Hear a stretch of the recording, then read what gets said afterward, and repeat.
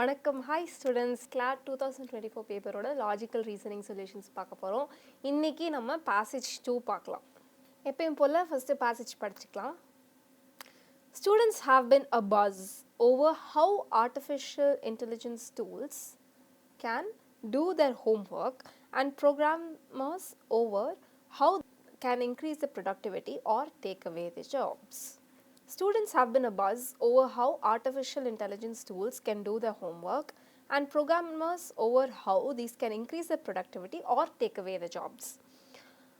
As much as digitization has transformed the country in recent years, there is a widespread feeling that at some point around the horizon, AI shall rejig everything in even more fundamental, fantastic, and frightening ways.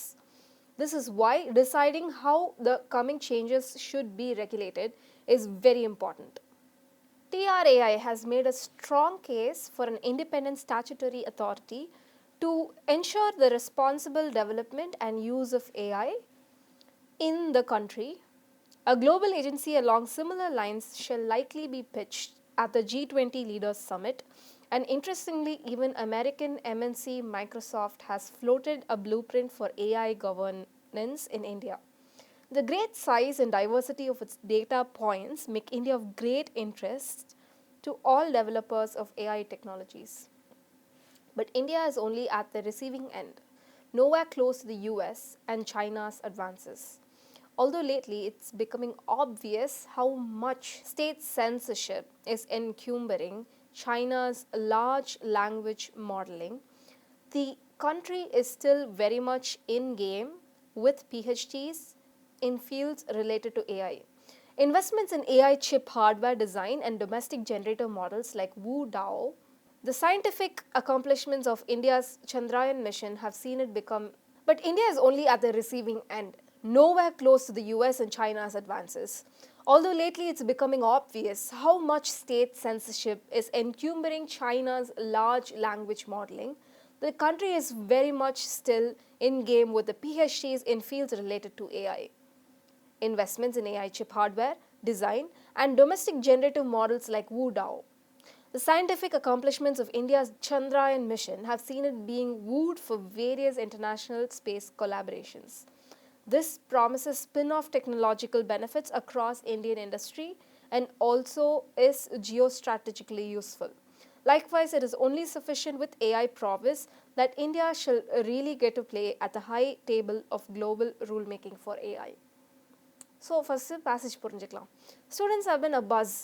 ரொம்ப சரசரப்பு இருக்குது பசங்களுக்கு, ஸ்டூடெண்ட்ஸுக்கு. எது மேலே சரசரப்பு? ஒரு how AI can do their homework, எப்படி AI வந்து அவங்க ஹோம்ஒர்க் பண்ணிவிடும் அப்படின்னு. அதுவே ப்ரோக்ராமர்ஸ் ஓவர் அப்படின்னா ப்ரோக்ராமர்ஸ்கிட்டையும் சரசரப்பு இருக்குது. எதுக்கு மேலே? அவங்க ப்ரொடக்டிவிட்டி இன்க்ரீஸ் பண்ணும், அப்படின்னா அவங்க வேலையே எடுத்துடும் அப்படின்னு. As much as digitization has transformed the country in recent years, there is a widespread feeling at some point around the horizon, AI shall rejig everything in even more fundamental, fantastic and frightening ways. எப்படி AI வந்து எல்லாத்தையும் மாற்றி அமைத்திடும் அப்படின்னு. ரீஜிக் zig அப்படின்னா fix பண்ணுறது, ஓகேவா? அமைத்தல் அப்படின்னு நம்ம புரிஞ்சுக்கலாம். ரீஜிக் அப்படின்னா வந்து ஒரு விஷயத்தை திருப்பி மாற்றி அமைக்கிறது. So as much as digitization வந்து நம்ம எப்படி ஒரு மாற்றம் எடுத்துக்கொண்டு வந்தாலுமே ஒரு வைட் ஸ்ப்ரெட் ஃபீலிங் இருக்குது, ஏஐ நிஜமாக வந்தோடனே எல்லாத்தையும் மாற்றி அமைச்சிடும் அப்படின்னு. இன் ஈவன் மோர் ஃபண்டமெண்டல், ரொம்ப பேசிக்கான ஃபண்டமெண்டல் அடிவாரத்திலே மாற்றி அமைச்சிடும். ஃபென்டாஸ்டிக், ரொம்ப சூப்பரான வழிகளில், ஃப்ரைட்டனிங், பயமூட்டக்கூடிய வழிகளில். This is why deciding how the coming changes should be regulated, எப்படி வந்து மேனேஜ் பண்ணும், எப்படி ரெகுலேஷன்ஸ்லாம் போடணும் அப்படிங்கிறது வந்து ரொம்ப முக்கியம் அப்படின்னு சொல்கிறாங்க. TRAI has made a strong case for an independent statutory authority to ensure the responsible development and use of AI in the country. A global agency along similar lines shall likely be pitched at G20 Leaders Summit and even an MNC Microsoft. Okay. So இந்த ஸ்லைனை மூணாக பிரிச்சுப்போம். So DRI வந்து ஒரு strong case பண்ணுச்சான். எதுக்கு பண்ணுச்சான்? So நம்மளோட ஒரு independent statutory, ஒரு independent official authority வேணும் ஏஐயை regulate பண்ணுறதுக்கு அப்படின்னு.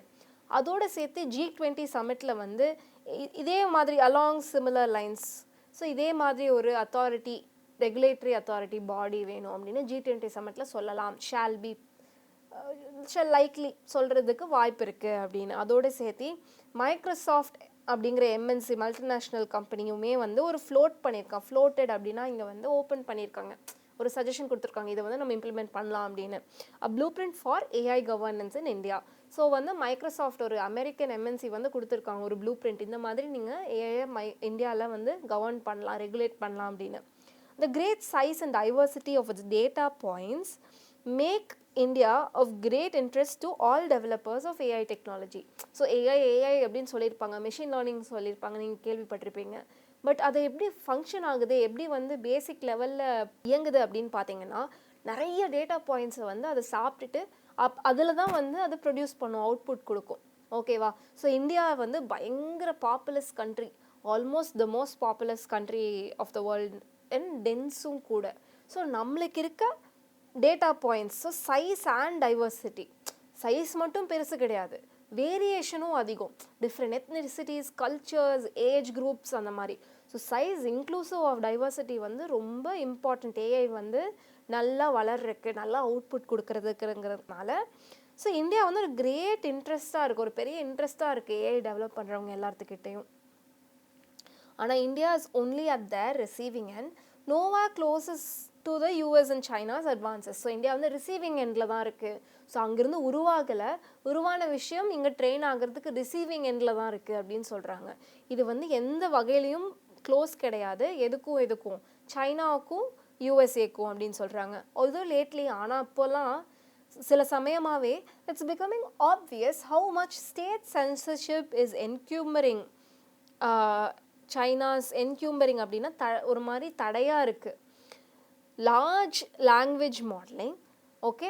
ஸோ இந்த மாதிரி ஸ்டேட் சென்சர்ஷிப், ஸ்டேட் அளவில் வந்து நிறைய விஷயங்கள், ஃப்ரீடம் ஆஃப் ஸ்பீச்சை கம்மி பண்ணுறது வந்து ஒரு பிரச்சனையாக வந்தாலுமே, the country is still very much in game with PhDs in fields related to AI. அப்படி இருந்தாலுமே வெரி மச் இன் கேம், சரியான கேமில் இருக்காங்க in fields related to AI. அதாவது எந்த மாதிரியான fields? Investments in AI chip hardware and design, domestic generative models like Wudao. So Wudao அப்படின்னு ஒரு டொமெஸ்டிக் ஜென்ரேட்டிவ் மாடல் இருக்குது. அதோடு சேர்த்து investment hardware like AI chip hardware இல்லை இன்வெஸ்ட்மெண்ட் அதெல்லாமே பண்ணுறாங்களாம். The scientific accomplishments of India's Chandrayaan mission has seen it being wooed for various international space collaborations. So India வந்து சந்திராயனை செம்ம பட்ஜெட் ஃப்ரெண்ட்லியாக பண்ணிட்டாங்க. அதாவது பெரிய பெரிய ஃபில்ம்ஸை விட பாதிக்கும் கம்மியான பட்ஜெட்டில் சந்திராயன் மிஷன் முடிஞ்சிடுச்சு. ஸோ அந்த மாதிரி இந்தியா எஃபிஷியண்ட்டாக பண்ணது வந்து வேரியஸ் இன்டர்நேஷ்னல் இன்வெஸ்டர்ஸ் கண்ணில் வந்து ரொம்ப இன்ட்ரெஸ்ட் ஆயிடுச்சு. ஸோ சீன் பீங் வூட் அப்படின்னா அவங்கள வந்து கோட் பண்ணுறது, அதாவது இதனால என்கிட்ட வா அப்படின்னு அவங்க இன்ட்ரெஸ்டோடு எடுத்து பண்ணுறது. ஸோ எதுக்காக பண்ணுறாங்களா, எதுக்காக இந்தியா வந்து எல்லோரும் வந்து ஃபேவரபுளாக ஐஸ் வைக்கிறாங்களா? For various international space collaborations, வேறு இன்டர்நேஷ்னல் ஸ்பேஸ் கொலாபரேஷன்ஸோட. ஸோ இந்தியாவோட கொலாபரேட் பண்ணால் நல்லாயிருக்கும் அப்படின்னு நினைக்கிறாங்களாம். இது என்ன ப்ராமிஸ் பண்ணுது? Spin off. ஸோ இதோட தொடர்ச்சியாக அப்படின்னு மூவி ஸ்பின் ஆஃப்ஸ்லாம் பார்த்துருப்போம். ஸோ இதோட தொடர்ச்சியாக பட் ஸ்லைட்லி சம்மந்தம் இல்லாமல் ஸ்லைட்லி மாறுபட்டு technological benefits across Indian industry and it's also Jio strategically useful. So என்ன சொல்கிறாங்க? ஸோ இந்த மாதிரி ஸ்பேஸ் கொலாபரேஷன்லாம் பண்ணால் ஸ்பின் ஆஃப் இதோட தொடர்ச்சியாக ஸ்லைட்லி வேறுபட்ட அப்ளிகேஷனில் நிறைய விஷயம் கிடைக்கும், நிறைய பெனிஃபிட் வரும் இந்தியன் இண்டஸ்ட்ரியில். ஜியோ ஸ்ட்ராட்டஜிக்கலி, அதாவது வேர்ல்ட் பாலிட்டிக்ஸ்லேயும் நம்மளுக்கு ஒரு அட்வான்டேஜ் வரும் அப்படிங்கிறது இங்கே இருக்க எண்ணம். Likewise it is only with sufficient AI prowess அப்படின்னா power and ability that India shall really get to play at the high table of global rule making for AI. இப்படி இருந்தாலுமே, இந்த மாதிரி நல்ல விஷயங்கள் இருந்தாலுமே, நம்மளுக்கே உரிய ஒரு AI related power and ability இருந்தால் மட்டும்தான் நம்ம வந்து குளோபல் ரூல் மேக்கிங்கில் பங்கிட முடியும். ஸோ அடுத்த பார்ட் ஆஃப் த பேசேஜ் போவோம். Knowing how much Indians futures shall be shape by generative AI, needs matching efforts to create indigenous models. So எந்த அளவுக்கு இந்தியன்ஸோட future இதில் டிபெண்ட் ஆகிருக்கு, இதை சார்ந்து இருக்குங்கிறத நம்ம புரிஞ்சுக்கிட்டோன்னா இதுக்கு தேவையான அளவு நம்ம மேட்ச் பண்ணணும் பவரை அப்படிங்கிறத புரிஞ்சுக்கலாம் அப்படின்னு. டு கிரியேட் இண்டிஜினஸ் மாடல்ஸ், அதாவது நம்மளோட நாட்டை சார்ந்த models indigenous. In this and at this stage, a proactive government role is key rather than just waiting on some large corporation to do the needful. ஏதோ ஒரு அமெரிக்கன் எம்என்சி வந்து சரியான விஷயத்தை செய்வாங்க அப்படிங்கிறதுக்கு வெயிட் பண்ணிட்டு இருக்காம ப்ரோஆக்டிவ் ஒரு விஷயத்தை எதிர்பார்த்து அதுக்காக வந்து எதிர்கொள்கிறது வந்து ரொம்ப முக்கியம் அப்படின்னு. Missing this bus will after all be even more costly than missing the chip research one. So chip ரிசர்ச்சில் ஏற்கனவே பஸ்ஸை மிஸ் பண்ணிட்டோம், நம்ம அந்த பஸ்ஸில் இல்லை, ஆனால் இதே மாதிரி ஏஐலையும் பண்ணோன்னா அதை விட ரொம்ப காஸ்ட்லி ஆகிடும் அப்படின்னு சொல்கிறாங்க. Plus GOI, Government of India alone can push academia industry collaborations with the necessary weight and urgency. Government மட்டும்தான் அகாடமியா இண்டஸ்ட்ரி, அதாவது யூனிவர்சிட்டி மற்றும் இண்டஸ்ட்ரி, அதாவது கம்பெனிஸ் ரெண்டுக்கும் இருக்க collaboration necessary weight and urgency, தேவையான அளவுக்கு தூண்டுதலோட கவர்மெண்ட் ஆஃப் இந்தியானால தான் கொடுக்க முடியும் ரெண்டு பேர்த்துக்கு நடுவில் இருக்க கொலாபரேஷனை அப்படின்னு. This does not let other institutions off the hook. இப்படி சொன்னாலுமே கவர்மெண்ட் இந்தியா வந்து இன்டர்வியூன் பண்ணுறது யோசிக்கிறது முக்கியம்னு சொன்னாலுமே மற்ற இன்ஸ்டிடியூஷன்ஸோட ரெஸ்பான்சிபிலிட்டியை நம்ம நெக்லெக்ட் பண்ணக்கூடாது. Does not let institutions off the hook அப்படின்னா அதர் இன்ஸ்டிடியூஷன்ஸ்க்கும் இதில் ரெஸ்பான்சிபிலிட்டி இருக்குது அப்படிங்கிறத சொல்ல வராங்க. A US judge has rejected the copyright for an AI generated artwork.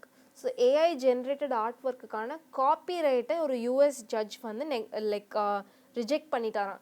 நீங்களே செய்யலை, ஏஐ ஜென்ரேட்டட் மாடல் வச்சு தானே செஞ்சீங்க. ஏஐ ஜென்ரேட்டட் மாடல்ஸே நிறைய ஆர்டிஸ்டோட ஆர்ட் ஒர்க் பேஸ் பண்ணி தான் ஜென்ரேட் ஆகும். நீங்கள் ரீசெண்டாக அந்த இல்லை கொஞ்ச நாள் முன்னாடி வீடியோ எப்போ பார்க்குறீங்கன்னு பொறுத்து அந்த ஸ்டுடியோ கிப்லி தீம்லாம் பார்த்துருப்பீங்க, ஒரு கார்ட்டூன் மாதிரி உங்களோட ஃபோட்டோஸை மாற்றுறது. அதுவே வந்து பல வேறுபட்ட படங்கள் ஆக்சுவல் நார்மல் ஆர்டிஸ்ட் மனித ஆர்டிஸ்ட் செஞ்ச படங்களை வந்து யூஸ் பண்ணி தான் இந்த மாதிரி விஷயத்தெலாம் ஜென்ரேட் பண்ணுது. ஸோ அது நீங்கள் தனித்தன்மையாக பண்ண விஷயம் இல்லை அப்படிங்கிற ஒரு பாயிண்ட் வச்சு ரிஜெக்ட் பண்ணிட்டாராங்க காப்பி ரைட்ஸை.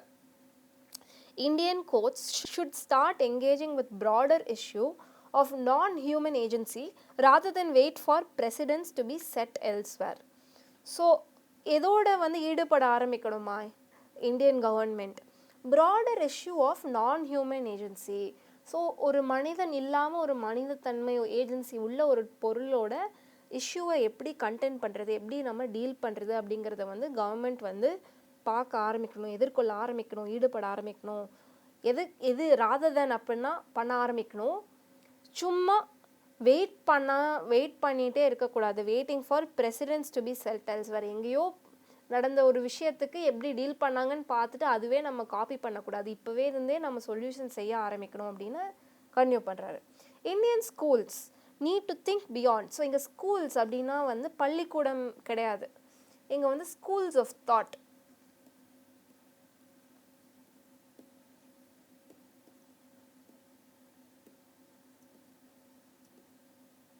need to rethink beyond the ban ChatGPT mindset. ChatGPT-யை பேன் பண்ணிருங்க அப்படிங்கிற மைண்ட் செட்டை தாண்டி யோசிக்கணும். பேன் பண்ண முடியல அப்படின்னா எப்படி அதை ரெகுலேட் பண்ண போகிறோம் அப்படிங்கிறத பற்றி யோசிக்க ஆரம்பிக்கணும் அப்படின்னு. Let us lead instead of only being led. நம்ம வந்து லீடை எடுப்போம், லீடை ஃபாலோ பண்ணுறது மட்டும் இல்லாமல் அப்படின்னு. Okay, so they extracted from first get the tech unless India develops domestic AI heft, it won't play any meaningful part in global regulatory efforts. Times of India. Questions பார்க்கலாம். Question: which of the following is the author most likely to agree with? So இங்கே இருக்க ஆப்ஷன்ஸில் எது வந்து author ஒத்துக்கக்கூடிய விஷயமா இருக்குது? Option A, the best way to deal with the advancement of AI is to leave its regulation to market forces. அவங்களே பண்ணிக்கிட்டோம்ப்பா ரெகுலேஷனை அப்படின்னு மற்றவங்ககிட்ட கொடுக்குறதா கிடையாது. இது பண்ணக்கூடாது அப்படின்னா ஆத்தர் நம்மளுக்கு வந்து எக்ஸ்பிளைன் பண்ணுறாரு. Government driven control of AI is inefficient and shall promote red tapism. Government என்னமோ காரணி கொடுக்குறாங்க, government control of AI inefficient, தேவை கிடையாது அப்படிங்கிறது தான் இங்கே உள்ளடங்கிய அர்த்தம். தேவை இருக்குது அப்படின்னு தான் ஆத்தர் ஆர்கியூ பண்ணுறாரு. ஸோ ஆப்ஷன் பியும் வராது. Private companies with their large capital and infrastructure design is the most efficient AI governance model. So பெரிய பெரிய கம்பெனி, பெரிய பெரிய பட்ஜெட் பில்டிங்கோட இருக்கவங்க தான் சரியாக ஏஐ கவர்னன்ஸ் மாடலை பண்ண முடியும் அப்படிங்கிறதும் ஆத்தரோட எண்ணம் கிடையாது. ஒரு ஆப்போசிட் எண்ணம் தான் ஆத்தரோடது. ஸோ அதாவது கவர்மெண்ட் இன்டர்வென்ஷன் இருக்கணும், கவர்மெண்ட் வந்து முன்னிலை எடுக்கணும் அப்படிங்கிறது. ஸோ ஆப்ஷன் சி வராது, ஆப்ஷன் டி தான் சரியான ஆன்சராக வரும். ப்ரோஆக்டிவ் கவர்மெண்ட் ரோல், முன்னிலை எடுக்கணும் கவர்மெண்ட் ரெகுலேட்டரி பாடிஸில் அப்படின்னு. அடுத்த கொஷின் போகலாம். Which of the following, if true, would most strengthen the main argument of the passage? ஸோ இது இதில் இருக்கிறது எது இருந்துச்சுன்னா மெயின் ஆர்குமெண்ட் ஆஃப் த பேசேஜை உறுதி ஊட்டும் அப்படின்னு பார்ப்போம். Option A, governments that lead the initiative on regulating and responding to the advancement of AI tool benefit the most from them. எந்த கவர்மெண்ட்லாம் முன்னிலை எடுத்து போகுதோ ஒரு அட்வான்ஸ்மெண்ட் அண்ட் ரெகுலேஷன் ஆஃப் ஏஐயில், அவங்க தான் ஏஐலேருந்து மோஸ்ட்டாக பெனிஃபிட் ஆகுறாங்க அப்படின்னு தெரிஞ்சதுன்னா கவர்மெண்ட் வந்து முன்னிலை எடுத்து ஈடுபாட்டோடு போகணும் ஏஐ கவர்னன்ஸில் ரெகுலேஷனில் அப்படிங்கிறது உறுதியாகும். அதனால நம்மளுக்கு ஆப்ஷனே வரதுக்கு வாய்ப்புகள் ரொம்ப அதிகம். Governments that don't engage with generative AI and remain at its receiving end stay risk averse and nothing to lose. So engage பண்ணாமல் ப்ரெசிடென்ட்ஸ் செட் பண்ண வெயிட் பண்ணிவிட்டு ரிசீவிங் எண்டில் இருக்கிறது ரிஸ்க் அவர்ஸிவ், ரிஸ்க் இல்லாமல் இருக்கும், லூஸ் பண்ண எதுவும் இருக்காது, எதுவும் தொலைஞ்சு போகாது. அது வந்து நம்ம ஆத்தர் சொல்கிறதுக்கு டைரெக்டாக ஆப்போசிட்டாக இருக்குது. லூஸ் பண்ணிடுவோம் அப்படிங்கிறதான் திருப்பி திருப்பி ஆத்தர் நம்மக்கிட்ட ரீஇன்ஸ்டேட் பண்ணுறாங்க. Governments that actively incentivize MNCs to participate in AI governance make the most. So வந்து எம்என்சிஸை வந்து பார்ட்டிசிபேட் பண்ணுறவங்க தான் ஹையஸ்ட்டாக கெயின் பண்ணுறாங்க அப்படின்னு இந்த ஆப்ஷன் சொல்லுது. நம்ம ஆத்தர் என்ன சொல்கிறாரு, கவர்மெண்ட் பார்ட்டிசிபேட் பண்ணும், மற்றவங்கள மட்டுமே லீட் பண்ண விட்டுறக்கூடாது, எம்என்சி மட்டுமே பண்ணக்கூடாதுங்க அப்படிங்கிறது தான் நம்ம ஆத்தரோட எண்ணம். ஸோ நம்மளுக்கு சியும் வராது. Option D, governments that explore models of public private partnership strike the right balance in regulating generative AI. So நம்மளுக்கு ஆப்ஷன் ஏ அண்ட் டி ரொம்ப க்ளோஸாக இருக்குது. ஸோ நம்ம பேசேஜை ரீவிசிட் பண்ணி எது சரியாக வரும் அப்படின்னு பார்ப்போம். ஸோ ஒன்று என்ன சொல்லுது, கவர்மெண்ட் தான் முன்னிலை எடுக்கணும் அப்படின்னு. டி என்ன சொல்லுது, பப்ளிக் ப்ரைவேட் பார்ட்னர்ஷிப் தான் முக்கியம் அப்படின்னு சொல்லுது. இது ரெண்டில் எது ஆத்தர் வந்து பெரும்பாலும் ஆர்கியூ பண்ணுறாரு அப்படின்னு பார்ப்போம். ஸோ நம்ம கன்க்ளூஷனில் பார்த்தோன்னா Indian courts should start engaging than wait for precedents. So திருப்பி திருப்பி வந்து இங்கே இன்சிஸ்டிங் வந்து கவர்மெண்ட் தான் முன்னிலை எடுக்கணும் அப்படிங்கிறதுல தான் இருக்குது. ஓகேவா, இங்கே பப்ளிக் ப்ரைவேட் பார்ட்னர்ஷிப் பற்றி பெருசாக எங்கேயும் கிடையாது. Government role is key rather than waiting on some large corporation, missing the bus, அதெல்லாம் okay. Only GOI can push academia industry collaboration. So இங்கே கூட வந்து கவர்மெண்ட் இண்டஸ்ட்ரின்னு பப்ளிக் ப்ரைவேட்னு அவங்க சொல்ல, இண்டஸ்ட்ரி அகாடமியா அதாவது யூனிவர்சிட்டி இண்டஸ்ட்ரி தான் சொல்லியிருக்காங்க. ஸோ நம்மளுக்கு ஆப்ஷன் டி வராது, ஆப்ஷன் ஏ தான் கரெக்டான ஆன்சர் ஆகும். ஸோ இங்கே பார்த்தீங்கன்னா by asserting that governments that actively reap the benefits. So இதுதான் நம்மளோட மெயின் ஆர்குமெண்ட்.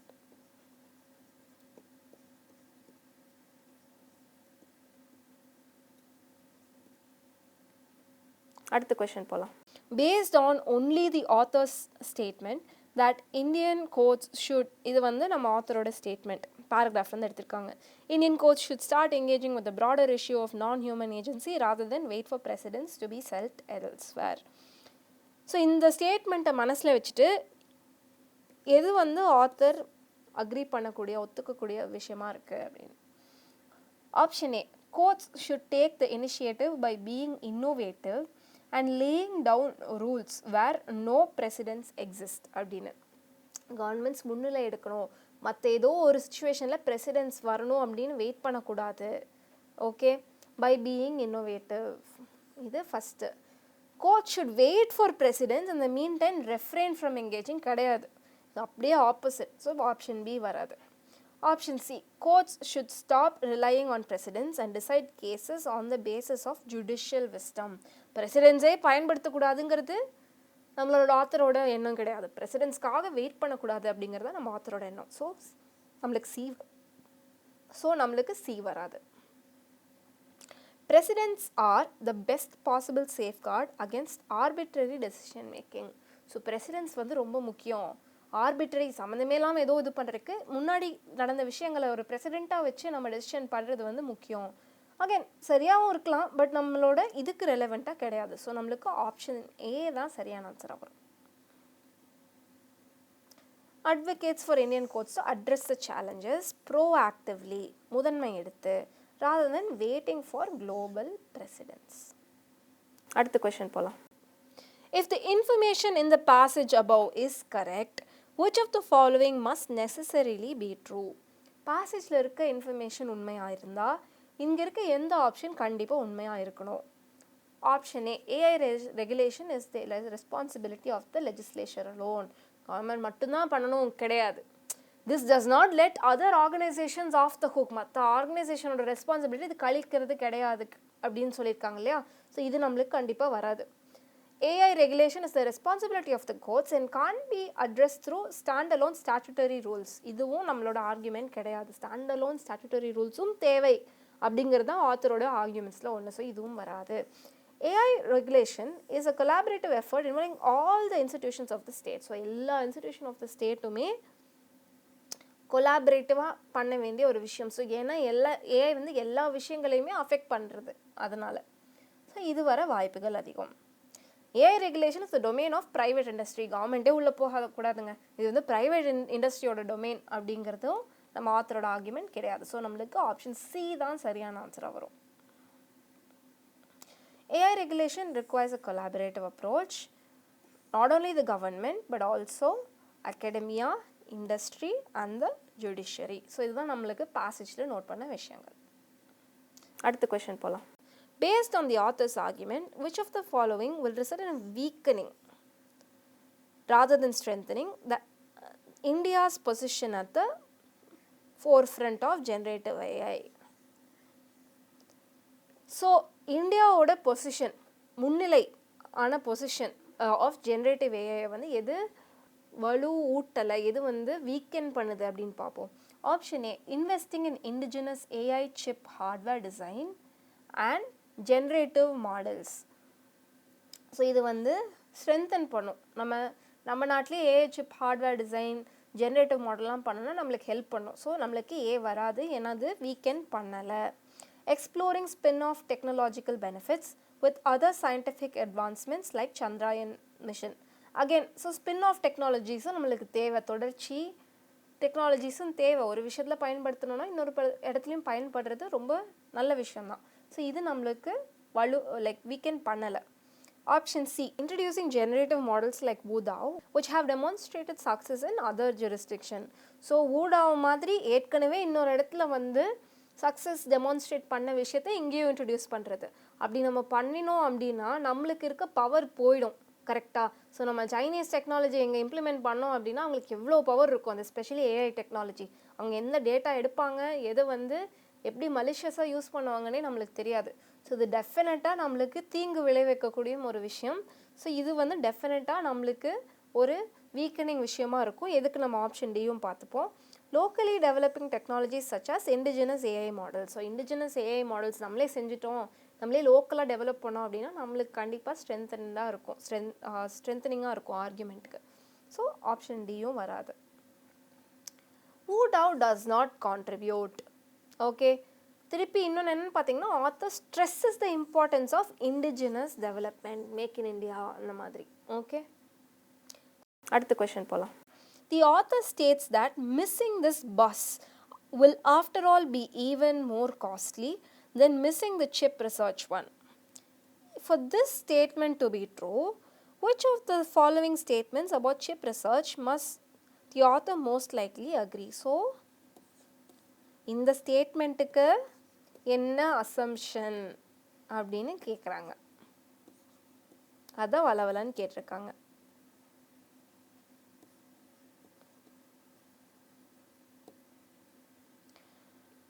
ஓகே, ஸ்டேட்மெண்ட் என்னன்னு படிப்போம் ஃபஸ்ட்டு, அப்புறம் ஆப்ஷன்ஸ் படிப்போம்.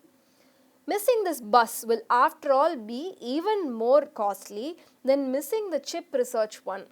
இது உண்மையாக இருக்கிறதுக்கு which of the following assumptions about chip research பற்றியான assumptions specifically உண்மையாக இருக்கணும் பார்ப்போம்.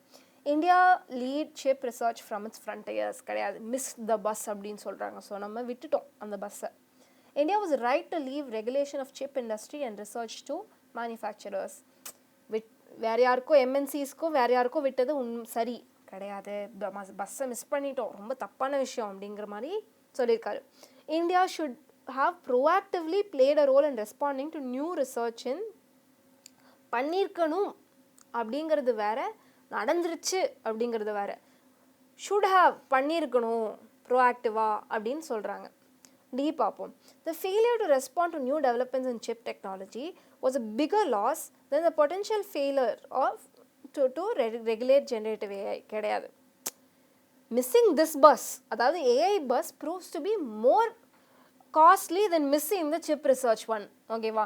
ஸோ ஏஐ ஓட ரிசர்ச் பஸ் தான் ரொம்ப காஸ்ட்லி சிப் ரிசர்ச் ஒன்னை விட அப்படின்னு சொல்கிறாங்க. ஸோ இது ஆன்டிதெட்டிக்கலாக இருக்குது. ஸோ இது நம்மளுக்கு கண்டிப்பாக வராது. பண்ணியிருக்கணும், இந்தியா வந்து ப்ரோஆக்டிவாக ஒரு ரோல் பண்ணியிருக்கணும். இதோட கான்டேஷன் என்ன? பண்ணலை அப்படிங்கிறது. ஸோ இதுதான் வந்து சரியான ஆன்சராக வரும்.